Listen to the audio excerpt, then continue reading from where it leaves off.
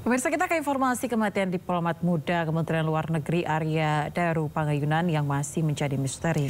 Komisi 1 DPR RI mendorong pihak kepolisian segera usut tuntas kasus tersebut.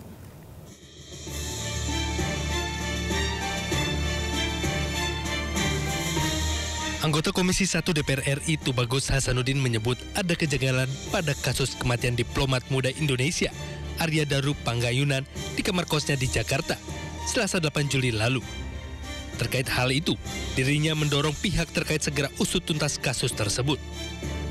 Kalau kita lihat juga meninggalnya cukup mengkhawatirkan, ya, dan menimbulkan banyak pertanyaan, banyak dihubungkan dengan penyelesaian TPPO dan lain sebagainya.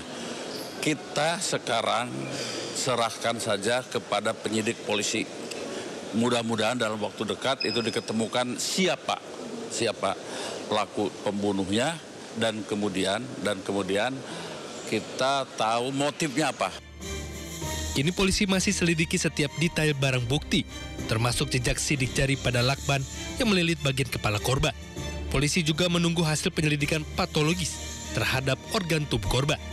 Sementara itu, 5 orang saksi sudah diperiksa, termasuk penjaga kos dan istri korban. Usai olah TKP, polisi pastikan tidak ada dokumen dan barang berharga yang hilang. Tidak ada pula indikasi kekerasan pada tubuh korban. Meski demikian, menurut pakar mikroekspresi, Kirdi Putra, korban tidak mungkin bunuh diri karena kondisi seorang yang bunuh diri tidak akan tertata rapi saat ditemukan. Nggak ujuk-ujuk tiba-tiba selesai gitu aja. Pasti ada bocoran-bocoran kecil, tapi orang nggak ngeh aja biasanya yang baru nyambung setelah dia bunuh diri.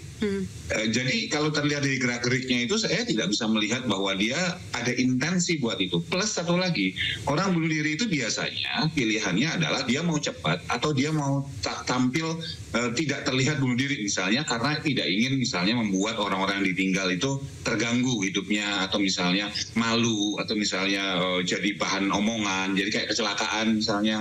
Atau yang satu lagi maunya cepat. Nah, kalau bayangkan bahwa kita melilit, nggak usah pakai lakban deh, pakai tisu gulung aja dililit, itu butuh waktu lama loh dan sulit loh. Dan itu pasti seseknya itu membuat tubuh itu nggak karuan gerakannya. Dan ini masih terbungkus rapi di dalam selimut, rapih juga lakbannya di muka. Buat saya ini sangat kasus yang cukup absurd dan arahnya sebagian besar sudah kecil untuk bunuh diri. Kirdi menambahkan bahwa seseorang akan terlihat dari gerak-gerik kebiasaan sehari-harinya. Jika terlihat janggal, maka akan terlihat ada sesuatu yang sedang dialaminya. Tim Liputan iNews melaporkan. Kita beralih ke informasi lain. Pemirsa, Kejaksaan Agung mengaku sudah mencekal Riza Khalid setelah ditetapkan sebagai tersangka dalam kasus dugaan korupsi tata kelola minyak mentah. Namun Kejagung belum bisa menetapkan saudagar minyak tersebut sebagai DPO dan melakukan permintaan ekstradisi.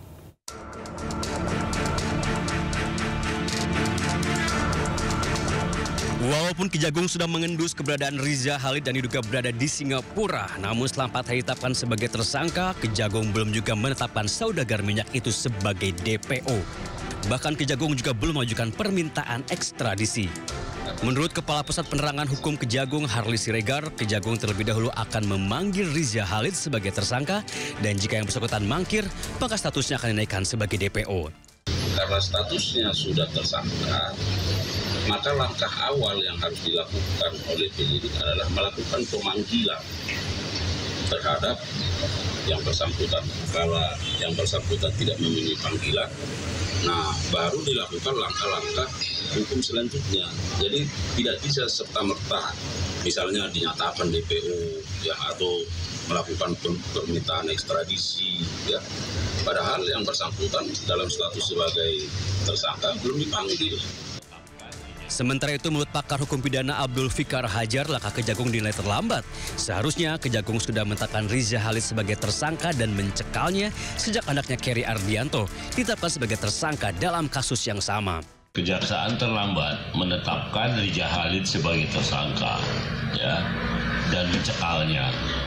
Terutama ketika Kejaksaan menangani perkara yang dilakukan oleh anaknya. Seharusnya Kejaksaan punya insting yang kuat gitu, karena perusahaan yang digunakan oleh anaknya Riza Khalid itu juga perusahaannya Riza Khalid.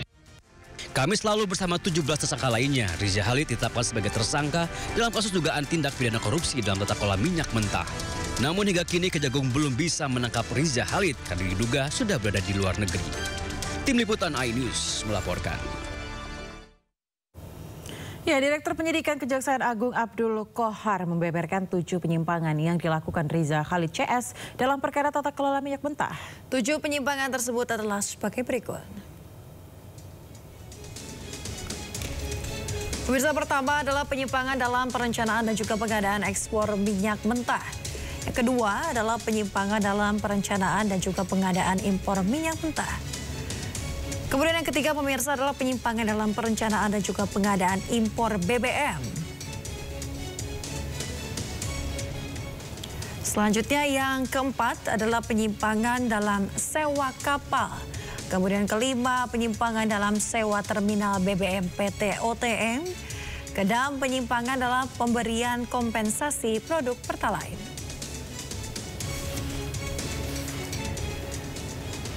Selanjutnya ketujuh, pemirsa, penyimpangan dalam penjualan solar non-subsidi kepada pihak swasta dan pihak BUMN yang dijual di bawah harga pasar.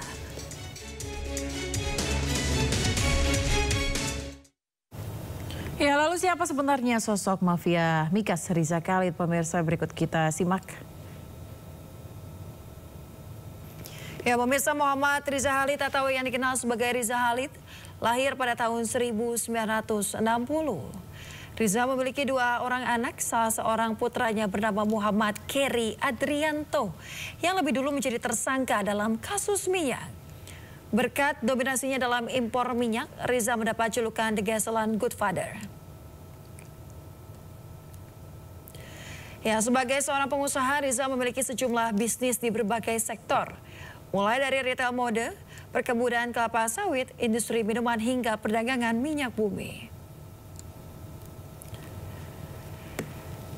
Di dunia perminyakan, Riza memiliki sejumlah perusahaan yang beroperasi di Singapura, seperti Supreme Energy, Paramount Petroleum, Straits Oil, dan juga Cosmic Petroleum. Sementara itu, kekayaan sang mafia migas ditaksir mencapai 6,6 triliun rupiah. Angka tersebut menjadikan Riza sebagai orang terkaya ke-88 dalam daftar Globe Asia tahun 2015. Pemirsa, ahli digital forensik Rismon Sianipar melaporkan Presiden ke-7 Joko Widodo ke Polda DIY. Iya, Jokowi dilaporkan karena dianggap menyebarkan berita bohong soal dosen pembimbingnya saat berkuliah di Fakultas Kehutanan UGM Yogyakarta. Rismon Sianipar mendatangi Mapolda DIY pada Selasa siang. Didampingi kuasa hukumnya, Rismon melaporkan Presiden ke-7 Joko Widodo atas dugaan menyebarkan berita bohong soal dosen pembimbingnya Kasmujo saat berkuliah di Fakultas Kehutanan UGM Yogyakarta. Jokowi menyebut Kasmujo merupakan dosen pembimbing skripsinya di Fakultas Kehutanan UGM pada tahun 2017. Namun Kasmujo membantah hal tersebut dan mengaku hanya merupakan dosen pembimbing akademik. Kasmujo kembali memberikan pernyataan berbeda saat ditemui di rumahnya dan mengaku hanya asisten dosen. Rismon pun meminta polisi segera menindaklanjuti laporan ini dan memeriksa Joko Widodo. Pak Hari Siregar, Pak ya? Hari. Nanti saudara. Bapak izin nanti saudara kesannya dengan cerita. Ya, pemirsa, Kasmujo merupakan sosok yang dicari-cari oleh Rismon Sianipar CS. Ya, Rismon bahkan menelusuri wilayah Kabupaten Sleman untuk menemui Kasmujo yang disebut-sebut sebagai dosen pembimbing akademik Joko Widodo. Mau tampil, Pak? Enggak ya. Dipandu ternyata ini, ya tapi nggak tahu diterima nggak kita ya. Pernyataan Barreskrim Polri yang menyebut ijazah Presiden ke-7 Republik Indonesia Joko Widodo asli pada 22 Mei 2025 lalu tak menghentikan langkah Rismon Sianipar CS. Demi membuktikan keaslian ijazah Jokowi, Rismon nekat mendatangi rumah Kasmujo di Pogung Kidul, Kabupaten Sleman, Yogyakarta. Rismon juga merekam aktivitas perjalanannya dan mengunggahnya di YouTube channel miliknya pada Sabtu 14 Juni 2025. Dalam misinya, ingin mengkonfirmasi apakah benar Kasmujo adalah dosen pembimbing skripsi dan akademik Jokowi, meski hal tersebut melanggar aturan. Namun Kasmujo enggan menemui Rismon CS dan hanya menyapa dari balik pintu rumahnya. Rismon Janipar, Pak. Iya, Pak. Bentar, Pak ya. Kenalkan, Pak, saya Rismon Janipar, Pak. Rismon Janipar, Pak. Oh iya, Pak, sehat-sehat, Pak ya. Bapak, bisa kami bertamu sebentar, Pak? Tidak bisa. Oh, karena tidak. Nanti semua urusan tidak boleh di rumah, tidak harus di fakultas atau di. Ya. Oh, jadi enggak bertanya-tanya biasa-biasa saja, Pak. Tidak bisa. Tidak Di dalam video, Kasmujo juga menyebut bahwa dirinya bukanlah dosen pembimbing skripsi dan akademik Joko Widodo. 2017 kan Bapak tampil di TV bersama Pak Jokowi. Bapak kan di situ Pak Jokowi mengatakan Pak Jokowi bolak-balik bimbingan skripsi. Bapak itu kan yang salah. Iya, Pak. Salah itu. Iya, Pak. Bentar lah, Pak. Biar ini untuk negara, Pak. Saya baru 3B tidak bisa bimbing. Bapak saat itu berarti bukan pembimbing skripsi? Sudah, bukan. Bukan pembimbing akademik? Bukan. Pembimbing akademik pun bukan, Pak? Oh, bentar lah, Pak. Maaf, Pak. Menanggapi hal ini, Jokowi tak mau ambil pusing. Ia mempersilahkan Rismon CS untuk menggali informasi sebanyak-banyaknya dan mendatangi lokasi saat dia mengikuti kuliah kerja nyata atau KKN. KKN dicek aja di Desa Ketoyan, di Kecamatan Wonosgoro, Kabupaten Boyolali, dicek ke sana. Tahunnya seingat saya 85 awal. Cek ngecek dekat aja. Tapi peristiwanya sudah 40 tahun yang lalu. Nanti KKN-nya ganti lagi KKL-nya di mana? Studi turnya ada di mana? Kuliah kerja lapangan di mana? Ampun. Sebelumnya, Jokowi juga telah mengunjungi rumah Kasmujo pada bulan Mei lalu. Kala itu, Jokowi datang untuk menawarkan bantuan tim hukum kepada Kasmujo atas gugatan yang dilayangkan perihal tudingan ijazah palsu.